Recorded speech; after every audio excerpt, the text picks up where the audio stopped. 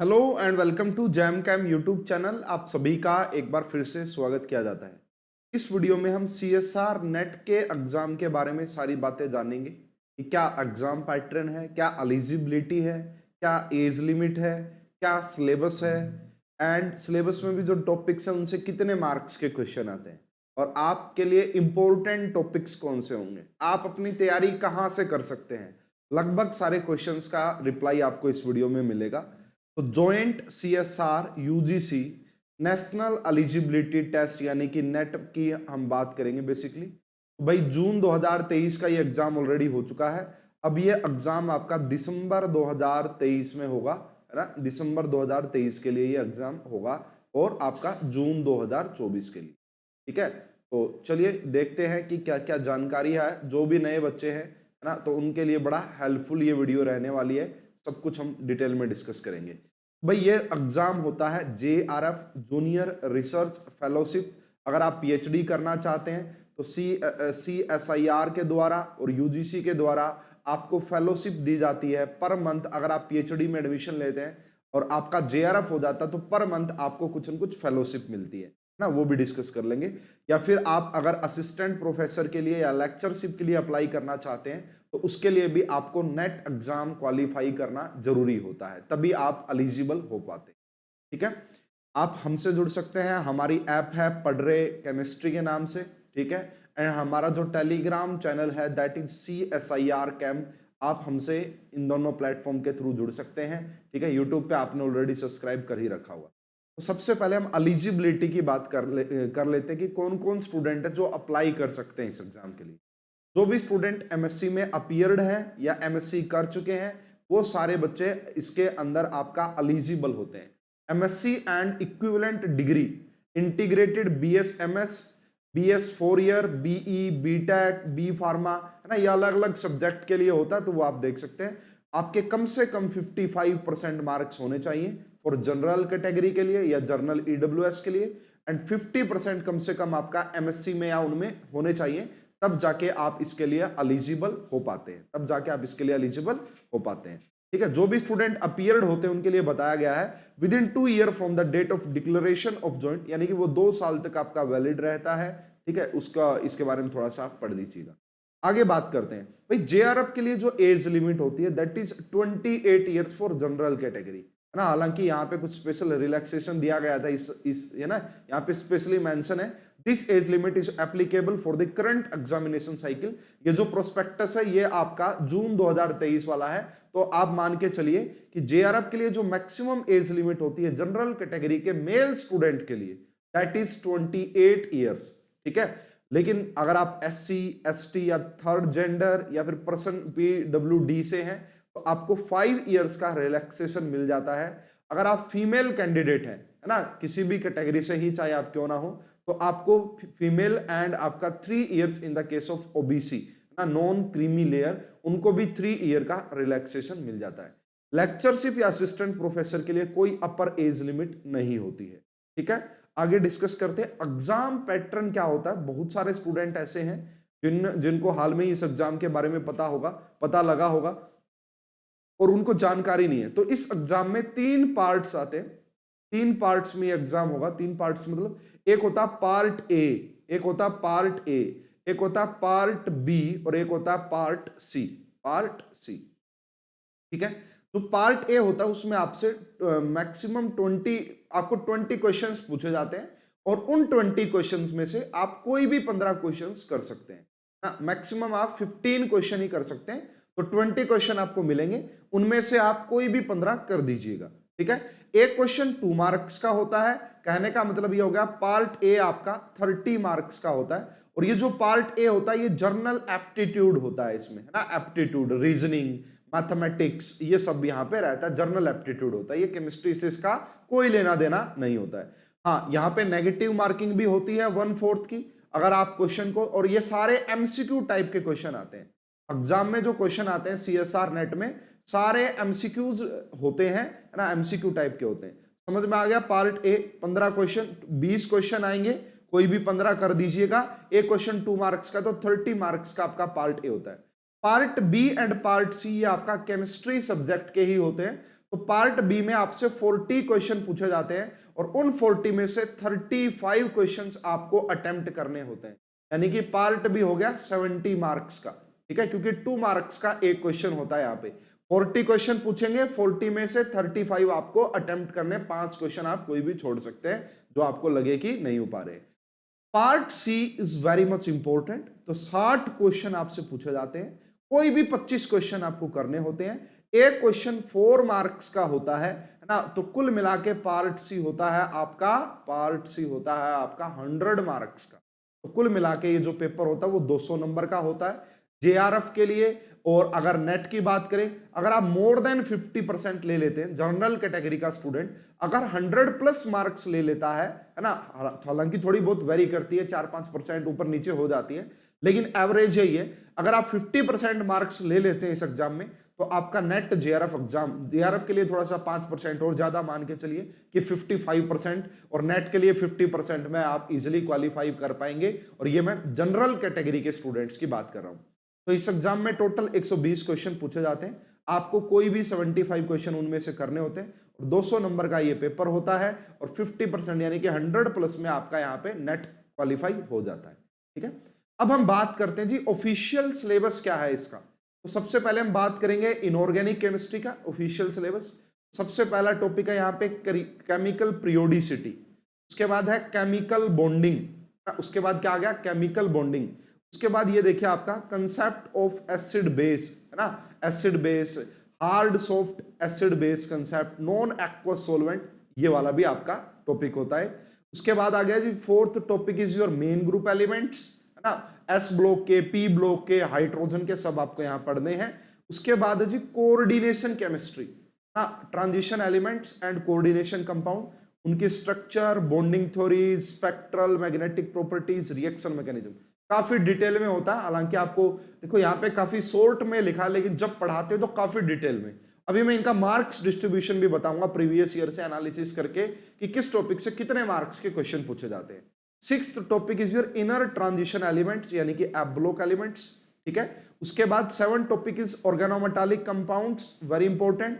देखिए जो आपका कोऑर्डिनेशन केमिस्ट्री है एंड आपका ऑर्गेनोमेटालिक कंपाउंड्स है, these are most important topic, ये सबसे ज्यादा इंपॉर्टेंट है। ऑर्गेनोमेटालिक्स में synthesis, bonding, structure, reactivity, organometallics in homogeneous catalysis, ये सब। Cage and cluster, this is also the part of organometallic compounds, organometallic compound के साथ ही पढ़ा देते हैं इसको। 9th is analytical chemistry, this is not very much important for your exam point of view. Bio inorganic chemistry से questions आते हैं, बायो इनऑर्गेनिक केमिस्ट्री हो गया, है ना। और उसके बाद इनऑर्गेनिक स्पेक्ट्रोस्कोपी में ईपीआर एंड मोजुबर, ईबीआर एंड मोजुबर, हालांकि एनएमआर में भी कुछ इनऑर्गेनिक कंपाउंड्स का पूछ लेते हैं, आईआर भी, लेकिन वो हम चैप्टर के साथ साथ पढ़ा देते हैं। जैसे ऑर्गेनोमेटालिक्स की स्पेक्ट्रल प्रॉपर्टीज अलग से ही पढ़ा देते हैं, है ना, तो वो अलग अलग हो जाता है। उसके बाद last topic is your nuclear chemistry, यानी कि रेडियो एक्टिविटी। तो यह आपका इनऑर्गेनिक केमिस्ट्री का पूरा सिलेबस है। देखिए अभी जितना लिखा हुआ इतना ही एक्सप्लेन कर सकते हैं फिलहाल तो, लेकिन काफी डिटेल में होता है ये, ठीक है, काफी डिटेल में आपसे पूछा जाता है, तो ये आप ध्यान रखिएगा। अभी मैं इसको एक्सप्लेन करूंगा कि कितने मार्क्स का, सबसे इंपॉर्टेंट कौन सा इनमें से, तो वो आपको अच्छे से कहानी समझ में आ जाएगी। तो ये इनऑर्गेनिक केमिस्ट्री का टॉपिक है, काफी डिटेल में होता है, यहाँ हालांकि शॉर्ट फॉर्म में लिखा हुआ है। देखिए यहाँ पे मैंने मार्क्स डिस्ट्रीब्यूशन बता दिया आपको कुछ लास्ट ईयर्स का।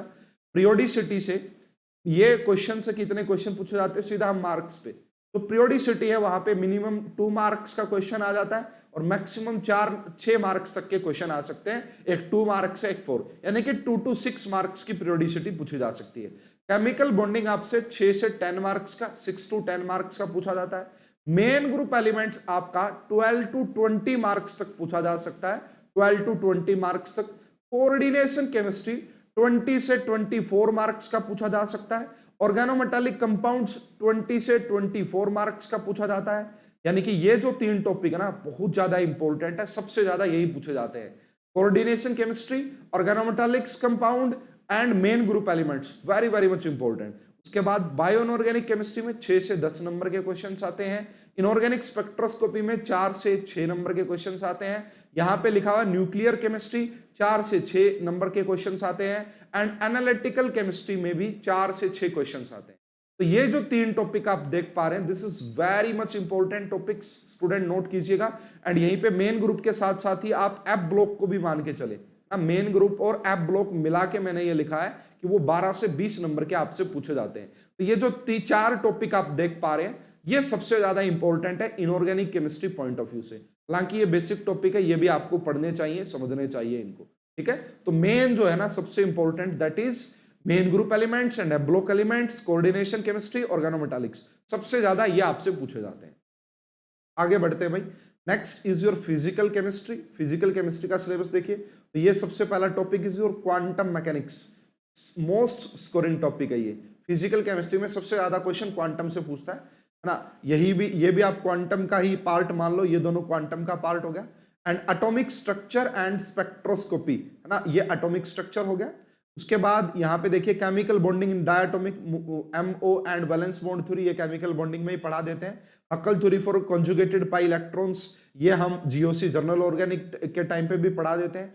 ग्रुप थ्योरी हो गया जी, ग्रुप थ्योरी, ठीक है, ग्रुप थ्योरी। उसके बाद आपका मोलिकुलर स्पेक्ट्रोस्कोपी में IR, रमन, ये सारे हो गए, ठीक है। Chemical thermodynamics is also very much important. Chemical thermodynamics and statistical thermodynamics, second सबसे ज्यादा क्वेश्चन फिर इनसे पूछे जाते हैं क्वांटम के। इलेक्ट्रोकेमिस्ट्री, केमिकल काइनेटिक्स आजकल बहुत ज्यादा पूछा जा रहा है भाई, केमिकल काइनेटिक्स काफी डिटेल में पढ़ना होता है, ये पूरा सिलेबस आप देख लीजिएगा। कोलाइड्स एंड सरफेस, तो इसमें सरफेस वाला एडजॉर्प्शन पार्ट से ज्यादा क्वेश्चन पूछता है। Solid state is not very much important. Polymer chemistry से भी काफी लिमिटेड क्वेश्चन ही आता है। डाटा एनालिसिस से भी काफी लिमिटेड क्वेश्चन आता है। आइए मैं आपको बता देता हूं, क्वांटम मैकेनिक्स जो है आपका, वो 20 से 28 नंबर की पूछी जा सकती है एग्जाम में, है ना, 20 से 28। थर्मोडायनेमिक्स की अगर आप बात करेंगे तो 12 से 18 नंबर का थर्मोडायनेमिक्स पूछा जा सकता है। केमिकल काइनेटिक्स आपका 10 से 16 मार्क्स का पूछा जा सकता है। इलेक्ट्रोकेमिस्ट्री 8 से 10 नंबर का पूछा जा सकता है। मोलिकुलर स्पेक्ट्रोस्कोपी आपका 8 से 10 नंबर का पूछा जा सकता है। एंड आपका अगर हम बात करते हैं ग्रुप थ्योरी, वो भी 6 से 10 नंबर का। स्टैटिकल थर्मोडायनेमिक्स 6 से 10 नंबर का। सॉलिड स्टेट 6 से 8 नंबर का। सरफेस केमिस्ट्री 6 से 8 नंबर का। इक्विलिब्रियम 2 से 6। पॉलीमर 4 से 6। डाटा एनालिसिस 2 से 4। तो ये देखो सारे ही पूछे जाते हैं, लेकिन फिर भी अगर आप दो मोस्ट स्कोरिंग टॉपिक की बात करेंगे तो क्वांटम मैकेनिक्स एंड आपका थर्मोडायनेमिक्स प्लस में स्टैटिकल थर्मोडायनेमिक्स, ये सबसे ज्यादा इंपॉर्टेंट है, सबसे ज्यादा क्वेश्चन यहीं से पूछे जाते हैं। उसके बाद केमिकल काइनेटिक्स से भी काफी क्वेश्चन आपसे पूछे जाते हैं। थर्ड मोस्ट स्कोरिंग टॉपिक आपका केमिकल काइनेटिक्स होता है। उसके बाद मोलिकुलर स्पेक्ट्रोस्कोपी एंड आपका इलेक्ट्रोकेमिस्ट्री। तो ये जो 5 टॉपिक है, मैक्सिमम परसेंटेज ऑफ क्वेश्चंस यहीं से पूछे जाते हैं। उसके बाद हम आगे बढ़ते हैं ऑर्गेनिक केमिस्ट्री में। पहला आपका IUPAC नोमेनक्लेचर एंड आपका स्टीरियो केमिस्ट्री में ये वाला पार्ट भी आ गया, है ना, एरोमेटिसिटी। ये जो तीनों, ये इन तीनों टॉपिक का मतलब हो गया ये GOC प्लस में स्टीरियो केमिस्ट्री प्लस में एरोमेटिसिटी। उसके बाद अगर हम फोर्थ की बात करें, दैट इज रिएक्शन इंटरमीडिएट्स। आपको यहाँ पे कार्बोकटाइन, कार्बेनाइन, फ्री रेडिकल, कार्बीन, बेंजाइन, नाइट्रीन, ये सब पढ़ने को मिलते हैं, यानी कि ये वाला। उसके बाद है रिएक्शन मैकेनिज्म में आपको एलिमिनेशन, एडिशन, सब्स्टिट्यूशन, न्यूक्लियोफिलिक और रेडिकल स्पीसीज, इन सभी के बारे में पढ़ने को मिलता है। 6 में है आपका कुछ जो आपका common named reaction and rearrangement, ठीक है। 7th is most important topic, that is reagent में आपको काफी कुछ पढ़ने को मिलता है ना। एंड ऑर्गेनिक सिंथेसिस ना, इसमें यही पार्ट हो गया मिला के। एसिमेट्रिक सिंथेसिस से भी क्वेश्चन आते हैं। पैरीसाइक्लिक एंड फोटोकेमिस्ट्री, यहां से भी क्वेश्चन आते हैं। ये आपका सिंथेसिस यानी कि heterocyclic, this is not very much important. Natural products not very much important. And organic spectroscopy is important, ये आपका इंपॉर्टेंट टॉपिक है ऑर्गेनिक स्पेक्ट्रोस्कोपी, ठीक है। तो ये सिलेबस। मार्क्स डिस्ट्रीब्यूशन की बात करें, अगर आप GOC एंड एरोमेटिसिटी मिला दोगे तो 6 से 8 नंबर के क्वेश्चन, 6 से 10 नंबर के क्वेश्चंस पूछे जाते हैं। स्टीरियो केमिस्ट्री में 8 से 10 नंबर के, 8 से 12 नंबर के क्वेश्चन पूछे जाते हैं। इंटरमीडिएट और रिएक्शन मैकेनिज्म अगर आप मिला देते हो 16 से 22 मार्क्स के क्वेश्चन पूछे जाते हैं। नेम रिएक्शन, ये देखो ये तीनों टॉपिक है ना, सबसे ज्यादा इंपॉर्टेंट ये है ना, 50% क्वेश्चन यहीं से आएंगे।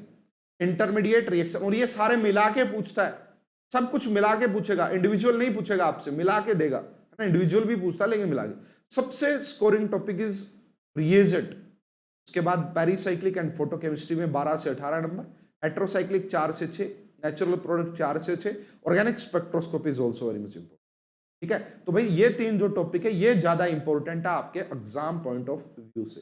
ठीक है, तो ये भाई देखो CSR नेट के एग्जाम के बारे में मैंने आपको बताने की कोशिश की है, क्या सिलेबस है, इंपॉर्टेंट टॉपिक कौन से हैं, एग्जाम पैटर्न क्या, एलिजिबिलिटी क्या है, और भाई अब है ना जो नेक्स्ट आपका टारगेट होना चाहिए दैट इज दिसंबर 2023।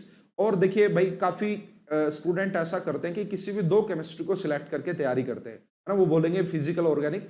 मैं आपको कहूंगा कि तीनों केमिस्ट्री में आप जाइए, जो मोस्ट देखो तीनों केमिस्ट्री के ये टॉपिक तो आप जरूर पढ़ के जाए। अगर आपका सिलेक्शन आप चाहते हैं कि श्योर हो, ये टॉपिक इनऑर्गेनिक से ये टॉपिक कंप्लीट पढ़ने हैं आपको।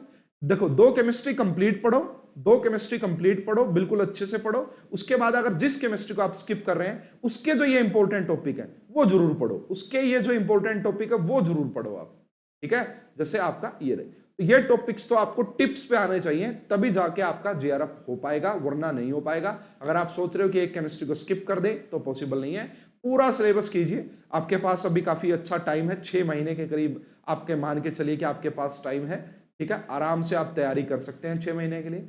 हमारी ऐप भी है पढ़ रहे केमिस्ट्री, आप वो भी डाउनलोड कर सकते हैं। वहां पे आपको फ्यूचर में नेट के कोर्सेज जरूर देखने को मिलेंगे। वहां पे एक मैंने फ्री PYQ का कोर्स भी डिजाइन किया आप सभी के लिए, वो भी आप देख सकते हैं। तो जो भी स्टूडेंट देखिए, और वही बात है जी, प्रिपरेशन तो किसी न किसी कोचिंग को ज्वाइन करना पड़ेगा। बुक से पढ़ के आप 6 महीने में तैयारी नहीं कर पाएंगे। बुक से आप जब पढ़ सकते हैं जब MSc फर्स्ट ईयर में आए हैं, आपके पास अच्छा, आप किसी अच्छी यूनिवर्सिटी में पढ़ रहे हैं, आपके पास अच्छे प्रोफेसर हैं, अच्छी बुक्स हैं, तब जाके आप कर पाते हैं। वरना फिर आप किसी कोचिंग को ही फॉलो कीजिए, वो ज्यादा बढ़िया रहेगा। हमारी ऐप पे भी कोर्सेज आएंगे तो आप हमें भी फॉलो कर सकते हैं, है ना। तो इस वीडियो में अभी के लिए इतना ही। अगर ये वीडियो आपको अच्छी लगी तो लाइक और शेयर कीजिएगा। ज्यादा अपडेट्स के लिए चैनल को सब्सक्राइब कीजिए। आप सभी का बहुत बहुत धन्यवाद। Thank you.